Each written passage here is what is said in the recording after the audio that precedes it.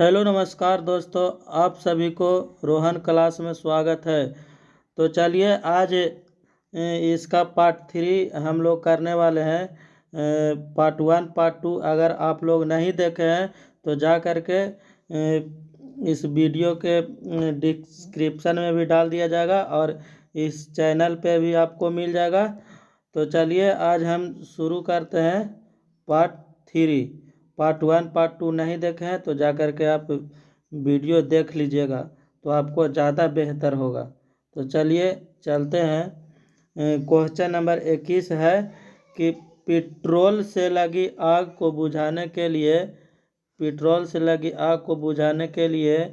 प्रयोग किया जाता है।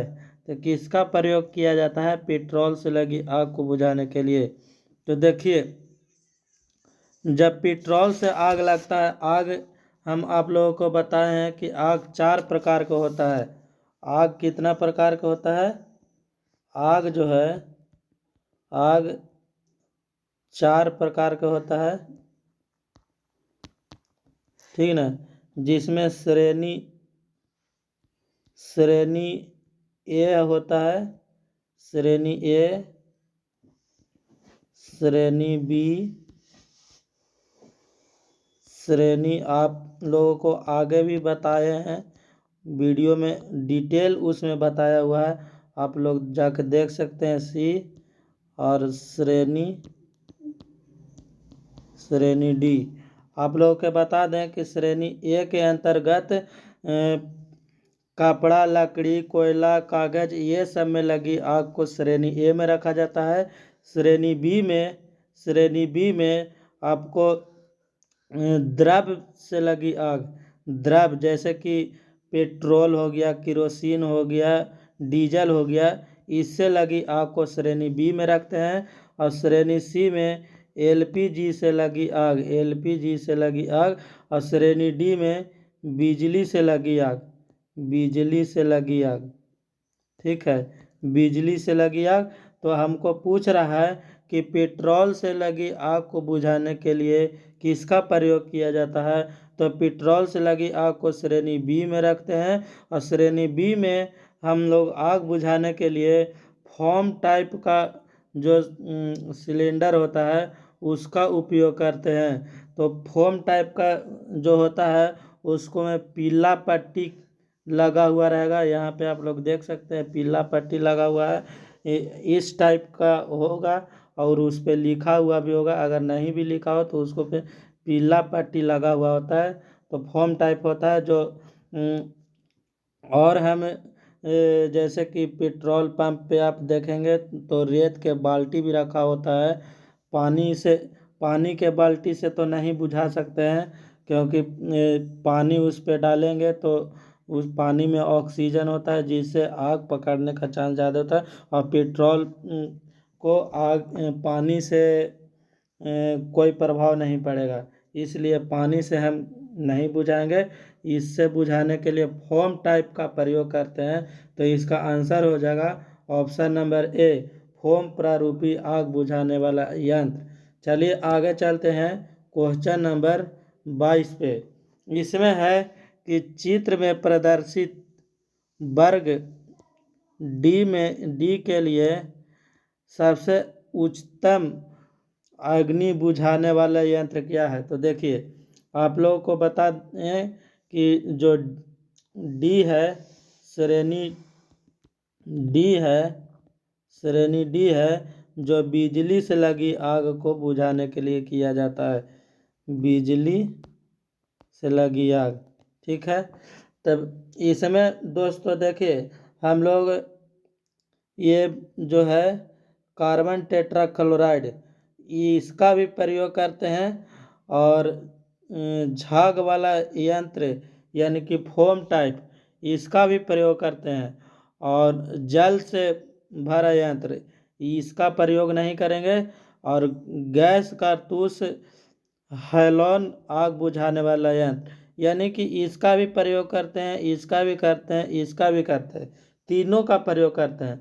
लेकिन यहाँ पे बोल रहा है कि डी अग्नि के लिए सबसे उत्तम यानी कि सबसे अच्छा अग्नि बुझाने वाला यंत्र कौन सा है?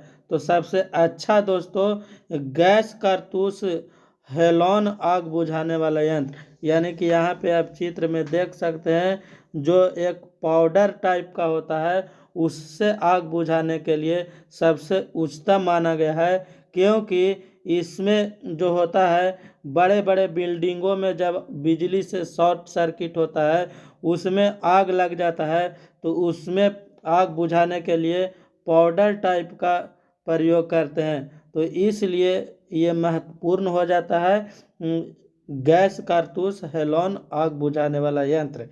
चलिए और आपको बता दें कि CO2 कार्बन डाइऑक्साइड से भरा हुआ सिलेंडर का भी उपयोग करते हैं, लेकिन वे छोटे मोटे ऑफिस वगैरह इस सब में जब शॉर्ट सर्किट होता है तो उसमें प्रयोग करते हैं, और बड़े पैमाने पर पाउडर वाला जो होता है भरा हुआ सिलेंडर उसका उपयोग करते हैं। तो चलिए इसका आंसर हो जाएगा ऑप्शन नंबर डी।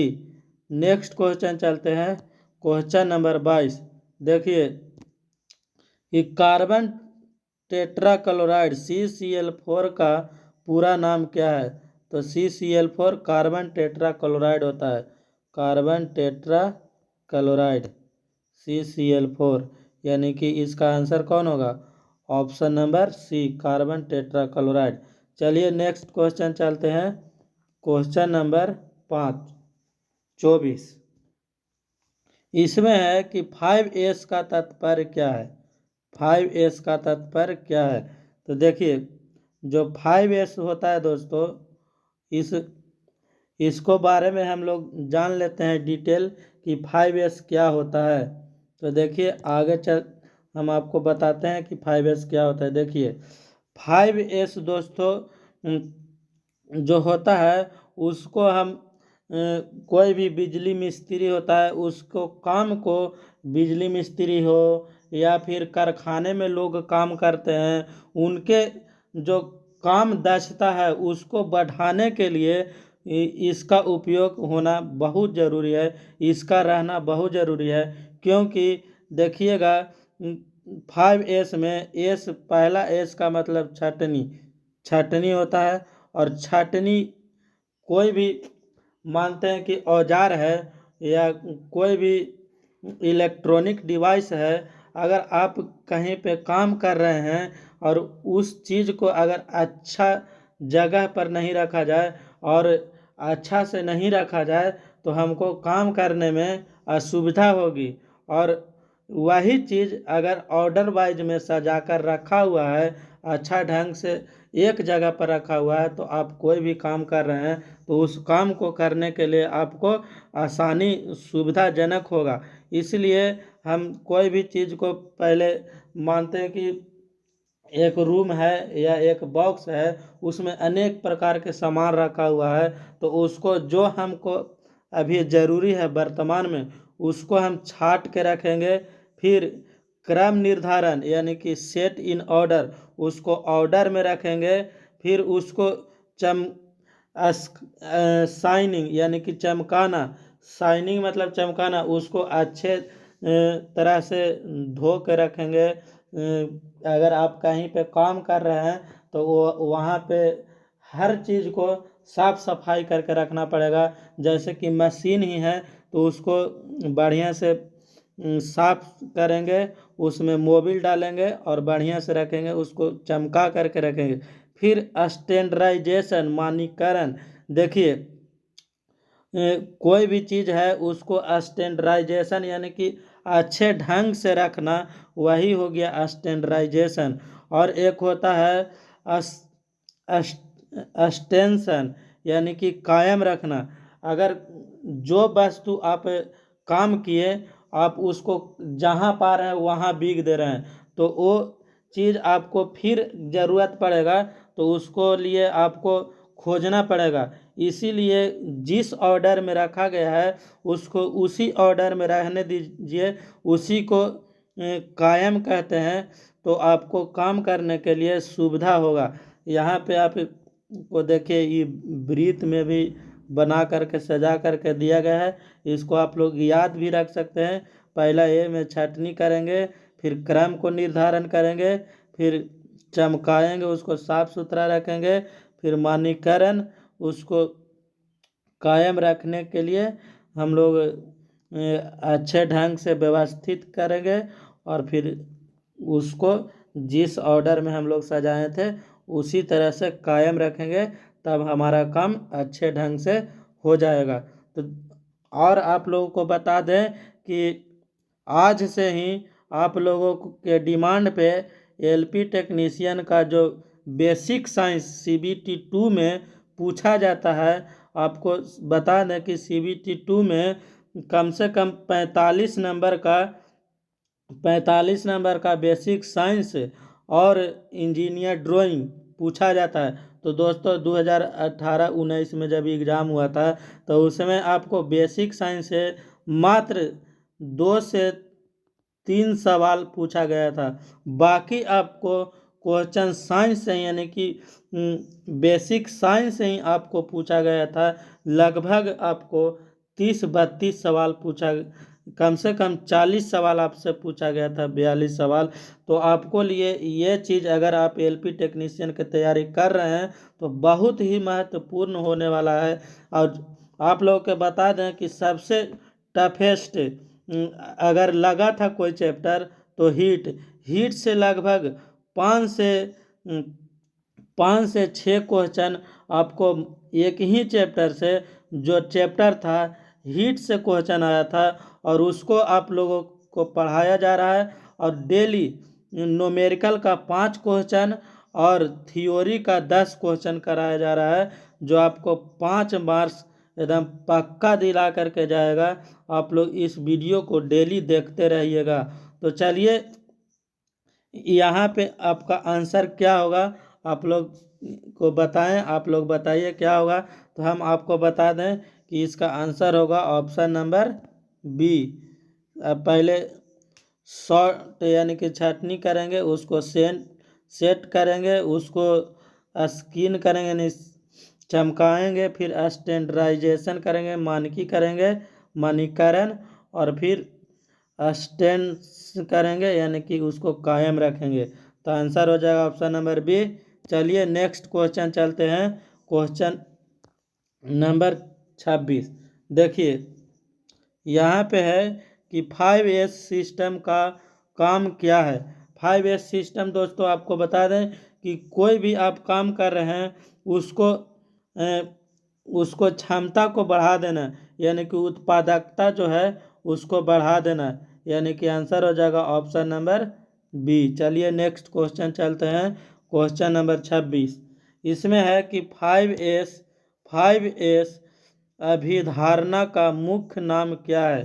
तो देखिए पहला ऑप्शन है कि आवश्यक वस्तुओं से बनी परेशानियों को, संभावनाओं को कम करना। देखिए जब कोई भी काम कर रहे हैं तो आपको सही ऑर्डर में सब चीज़ व्यवस्थित मिलेगा, तो उसको 5S का मतलब ही वही होता है कि सभी चीज़ों को एक जगह एकत्रित करके सही ऑर्डर में रखना, तो उस तरह से आपको परेशानियों को कम करता है। और दूसरा है अनावश्यक वस्तुओं को हटाना। तो छटनी पहला ही में बताए हैं कि छटनी करना, जो उसमें अनावश्यक चीज़ें हैं उसको हटा देना। तो इसीलिए आपको आंसर हो जाएगा ऑप्शन नंबर सी, जो ए और बी दोनों होगा। चलिए अब नेक्स्ट क्वेश्चन चलते हैं, क्वेश्चन नंबर 27। देखिएगा कि BIS का फुल फॉर्म क्या है। BIS का फुल फॉर्म आप लोग कमेंट में बताइए कि BIS का फुल फॉर्म क्या होता है। चलिए हम आप लोगों को बताते हैं कि BIS का फुल फॉर्म क्या होता है। बी का मतलब होता है, बी का मतलब होता है ब्यूरो, BEURO ब्यूरो। फिर आई का मतलब होता है इंडियन, और एस का मतलब होता है स्टैंडर्ड।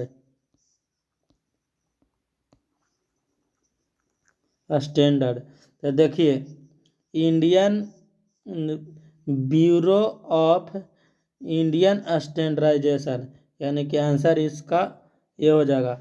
और आपको बता दें कि ब्यूरो ऑफ इंडियन स्टैंडर्डाइजेशन की जो स्थापना हुआ था स्थापना जो हुआ था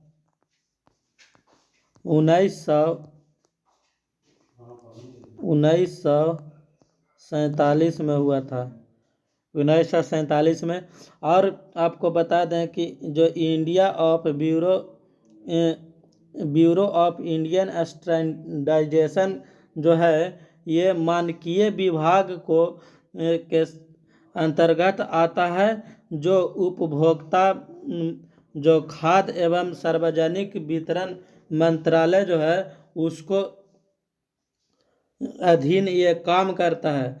और जो भी हम लोग वस्तु खरीदते हैं उसकी सही गुणवत्ता का जांच करता है। तो इसका आंसर हो जाएगा option number A.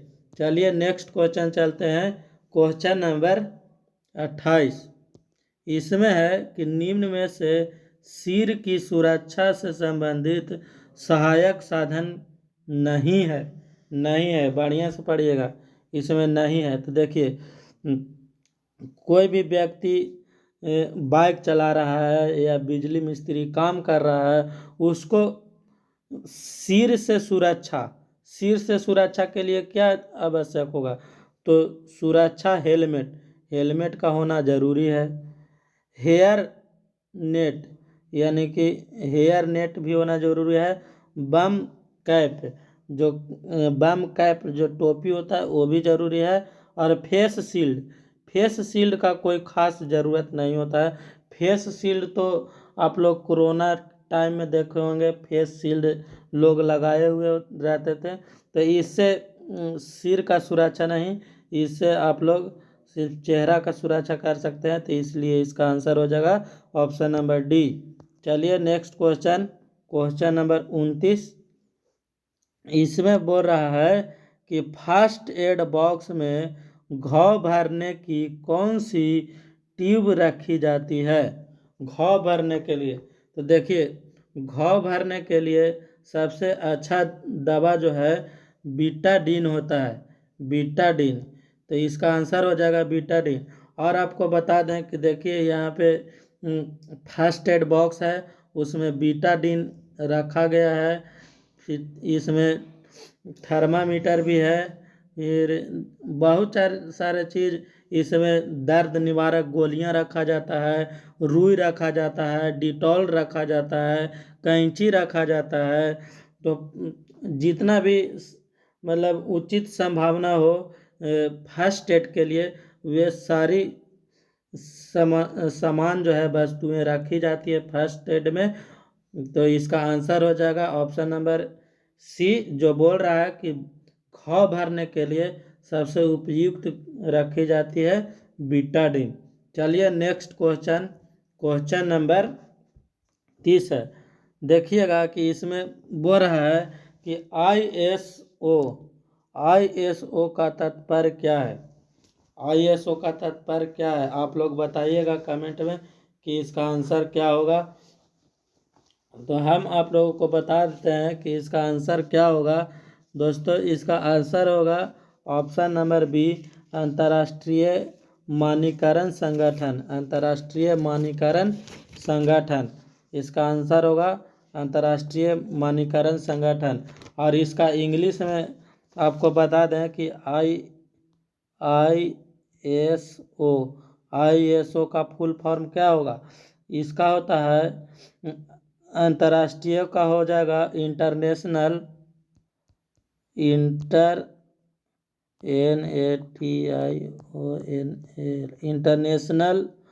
International organisation for standardisation, international organisation for standardisation, international ORGANIZATION organisation for standardisation, STANDARDITION standardisation. तो इसका आंसर हो जाएगा ऑप्शन नंबर बी। और चलिए आपको हम इसके बारे में बताते हैं कि ये जो है ये अंतर्राष्ट्रीय स्तर पर यह उत्पाद एवं सेवाओं की गुणवत्ता की सुरक्षा और दक्षता को सुनिश्चित करता है। और इसका जो मुख्यालय है दोस्तों, इसका हेड क्वार्टर है, इसका ISO जो है,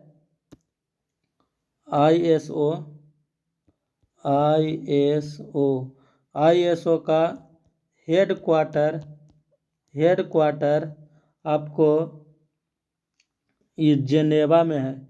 इसका हेड क्वार्टर जेनेवा में है। और आपको बता दें कि इसका जो स्थापना हुआ था, इसका गठन हुआ था 23 फरवरी 1947 को हुआ था। और इसमें सदस्य देशों की संख्या 168 है वर्तमान में। और भी आपको बता दें कि इसका जो अध्यक्ष वर्तमान में जो है अध्यक्ष 2023 में जो है डेनिस फ्रांसिस। चलिए इसका इतना फैक्ट था जो आप लोगों को बता दें। दोस्तों अगर वीडियो आप लोगों को अच्छा लगा होगा तो अपने दोस्तों के पास शेयर कीजिएगा और चैनल को सब्सक्राइब कर लीजिएगा ताकि हर वीडियो आपको मिलता रहे। जय हिंद, जय भारत।